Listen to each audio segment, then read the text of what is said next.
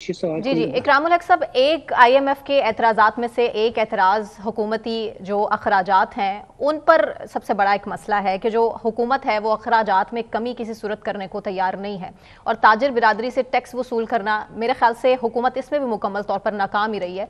आपको क्या लगता है कि हुकूमत को क्या करना चाहिए कि ताजिर बिरादरी को टैक्सेशन के अंदर लाने के लिए क्या कौन सी मजीद ऐसी स्कीम बनानी चाहिए कि उनको फ्रेंडली, टैक्स फ्रेंडली किया जा सके? कि देखिए उसमें सबसे बड़ा मसला है कि मौजूदा जो हमारी रिटर्न्स और जो हमारी इनकम इस वक्त जैसे आप उसको पेश करें बहुत ही उसके प्रॉब्लम्स है। अगर आप उनको कह दें कि हम मुख्तलिफ ट्रेड्स के लिए ये परसेंटेज ऑफ जो है वो मुनाफा होगा, और वो सबको पता ही होता है कि हमारा ग्रॉस प्रॉफिट ये है, और उस लिहाज से वो सारी ताजर तंजीमों को इकट्ठा करके उन्हें कहें भाई हमें इतना टैक्स तो एक एक या आपकी ट्रेड के जो स्टाइल और जो कैटेगरी से चाहिए, तो मेरा ख्याल है वो जाएंगे। अभी वो इस बात से डरते हैं कि जैसे ही वो रिटर्न फाइल करते हैं पिछले 5 साल का नोटिस आ जाता है, और वो जब रिटर्न के लिए या वेल्थ स्टेटमेंट के लिए टैक्स एडवाइजर के पास जाते हैं तो वो भी कम अज कम मेरा ख्याल है कि अगर उतने जालिम नहीं है जितने वो हैं, तो कुछ काम भी नहीं है टैक्स ऑफिसर से, वो भी उतना ही तंग करते हैं। फिर तो जाहिर है फिर लोग परेशान होते हैं कि मैं टैक्स तो देना चाहता हूँ, मगर बीच में ये जो टैक्स एडवाइजर है ये भी तंग करते हैं, टैक्स ऑफिशियल भी तंग करते हैं। तो अगर उनका फेसलेस कर दिया जाए और उनकी तंजीमों के जरिए इसकी कंप्लाइंस करवाई जाए तो वो बहुत बेहतर होगी, बजाय इसके के डंडे के जोर पे करवाई दे रहे हैं आजकल बिजली के बिल वगैरह के साथ। वो तो पास ऑन हो जाता है, वो अपने ऊपर थोड़ी लेते हैं। तो मेरा ख्याल है कि उसकी बेहतर बात यही होगी कि उनके साथ बैठकर मामला तय किए जाए। पर नहीं डॉक्टर साहब, इनके साथ तो 10 साल 20 साल से बैठ रहे हैं, वो तो टैक्स नेट में आने को तैयार नहीं है। अब तो सब कहते हैं डंडे के बगैर नहीं मानेंगे ये। जब आप टैक्स लगाते हैं वो हड़ताल करने लग जाते हैं। जी मुजम्मल साहब, वो उस जमाने में, जी जी, तो ये मुजम्मल साहब उस जमाने में उन्हें कहा गया कि आप हर खरीदार से CNIC लेंगे। अब दुनिया में ऐसा तो नहीं होता कि कोई बंदा चीज खरीदने आए तो आप उससे CNIC का मुतालबा करें। वो मुझे याद है, जो आपने याद दहानी का ही बड़ा अच्छा किया। मुझे याद है जो मुज़ाकरात तो शबर साहब ने किए या उससे पहले और लोगों ने किए या बाद में किए, मगर उसमें भी मैं बता रहा था कि जो रास्ता है वो ये जिसको हम कहते हैं कि फौरी डॉक्यूमेंटेशन हम कर लेंगे, हर एक सी ट्रांजैक्शन को ले आएंगे, तो वो तो फिर देखिए उससे पहले तो हमें फिर उन्हें मना करना पड़ेगा कि वो कैश इकोनॉमी बंद करें और डिजिटाइजेशन पे आए। वो पाकिस्तान में खुद हुकूमत इतना नोट पब्लिश करती है और छापती है और मार्केट में फेंकती है, तो कहाँ से हम दस्तावेजी मईशत लाएंगे? उसके लिए तो फिर हुकूमत को पहले अपने मामला को सारे के सारे डिजिटाइज करना होगा, फिर उसके साथ लोगों को भी मजबूर करना होगा कि वो ज्यादा से ज्यादा या तो अपने QR कोड यूज करें या फिर अपने मोबाइल वॉलेट यूज करें। उसके बगैर तो फिर आप सही फरमा रहे हैं कि डॉक्यूमेंटेशन भी के बगैर उनको टैक्स नेट में लाना मुश्किल है। मगर मैं कह रहा था कि कम से कम हम उनसे एक इंटरम पीरियड में ये तो बात कर सकते हैं कि आपका पोटेंशियल इतने बिलियन का है, कम से कम आप उसका 80% तो जमा करवाइए। अच्छा, ये अब पेट्रोलियम लेवी की भी बहुत बात की जा रही है कि उसे 100 रुपये से बढ़ा दिया जाए और वो जो वहाँ से पैसा आए उससे बिजली सस्ती कर ली जाए। आपको ये वायबल प्रपोजिशन नज़र आती है कि पेट्रोलियम लेवी में 25-30 रुपये का इजाफा कर लिया जाए और उससे जो 200-250 अरब या 100 अरब आए वो बिजली में दे दिया जाए? बिजली के अंदर तो देखिए वो 200-250 लगाने से भी इन्फ्लेशन होगी, और आम आदमी पे जो सुबह बेचारा मोटरसाइकिल पे ऑफिस जाता है उसकी जिंदगी भी मुश्किल होगी। मेरा ख्याल है कि बिजली के मसले में तो ज्यादा चोरी का, लाइन लॉसेस का और टेक्नोलॉजिकल इश्यूज हैं। आपने वहां पे भी वो मीटर नहीं बदले, वो पुराना निज़ाम नहीं बदला। आप और मैं पूरा बिल देते हैं मगर जो चोरी होती है वो हम पे डाल देते हैं। तो वहाँ इस तरह की इस्लाहात किए बगैर ये 250 से बात नहीं बनने वाली, बल्कि इन्फ्लेशन ज्यादा होगी जितना आप इस तरह के टैक्सेस पेट्रोलियम पे लगाएंगे, क्योंकि फिर उससे हर चीज की कीमत महंगी होती है।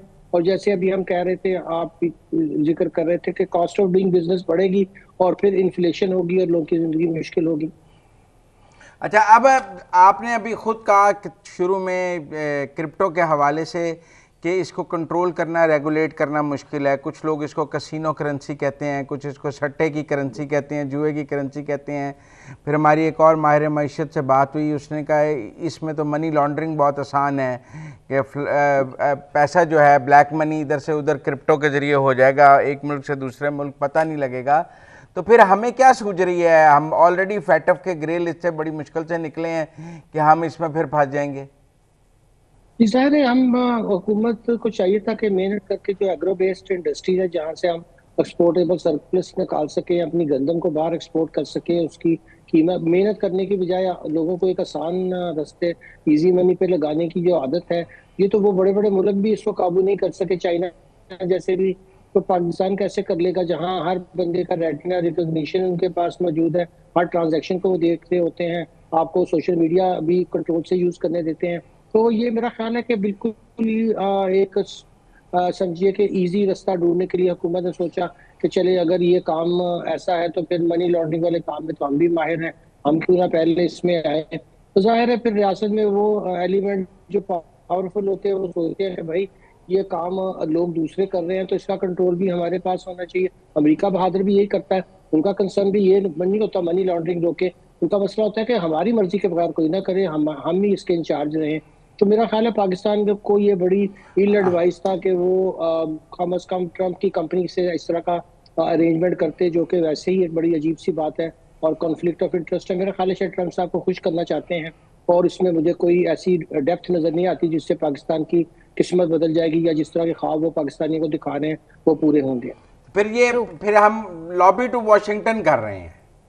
जी यही है, यही कर रहे हैं क्रिप्टो क्योंकि currency is a road to for lobbying in Washington. ये उनकी जाती कंपनी है ट्रम्प फैमिली की जिसके साथ हम डील कर रहे हैं। तो अच्छा, आखिर में आपको 10 जून को बजट आता नजर आता है? जी मेरा ख्याल है कि अब आ जाएगा क्योंकि जो अभी उनके एडवाइजर हैं इस वक्त हमारे फाइनेंस मिनिस्टर के, उनसे उन्होंने ट्वीट तो किया था मगर आज भी कंफर्म भी किया है कि फाइनली जो है वो हम इसको 10 को इंशाल्लाह जरूर ले आएंगे। तो हम भी अच्छे की उम्मीद करते हैं कि बजाय अनसर्टिनिटी रहे ये आई जाए तो बेहतर है।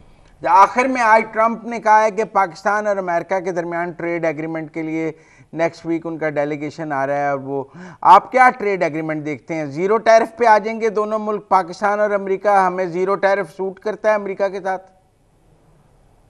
जी जी बिल्कुल सूट करता है क्योंकि देखिए उनकी चीजें जो यहाँ आती हैं वो तो हमारी वैसे भी एक्सपोर्टेबल, जो आगे हम चीजें तैयार करते हैं उसके लिए बहुत जरूरी है। जैसे अगर वहां से हम कॉटन लें तो और जीरो पे आए तो हमें बहुत सस्ता रहेगा और काफी चीजें जैसे सोयाबीन है और चीजें हैं वो हमारी यहाँ इंडस्ट्री में इस्तेमाल होंगी, तो हमारी चीजें भी सस्ती होंगी और हम बेच भी सकेंगे। ट्रेड के ऊपर खाम खा हाई टैरिफ करने से कोई फायदा नहीं होता, पाकिस्तान के टैरिफ तो वैसे ही बहुत हाई है, शायद अब म्यांमार और एक कोरियन रह गए हमारे करीब करीब।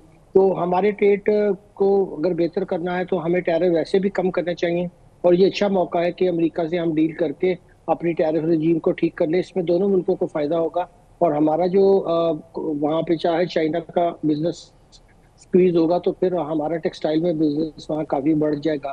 तो मुझे उम्मीद है कि ये पाकिस्तान के लिए ये ट्रेड जो एग्रीमेंट है ये बहुत बेहतर होगा। और जो डेफिसिट है पाकिस्तान और अमेरिका के दरमियान, ट्रेड डेफिसिट है जिस पर बहुत शोर है, उस डेफिसिट को हम कैसे पूरा करेंगे? जी वो इस तरह पूरा हो जाएगा कि जब हम उनके ये लेंगे उनसे कॉटन और वो ऑयल भी हमें देने को तैयार है और सोयाबीन भी तैयार हो जाएंगे तो जाहिर है फिर तकरीबन तकरीबन उतने ही हम एक्सपोर्ट करते हैं जितना उनका, उतनी हमें इंपोर्ट में भी इजाफा हो जाएगा।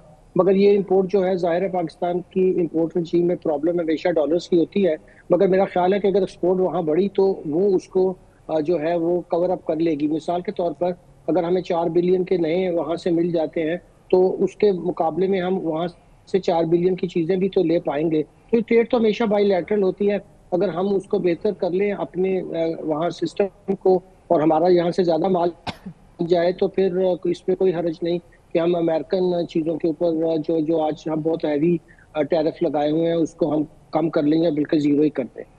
बिल्कुल ठीक, बहुत शुक्रिया।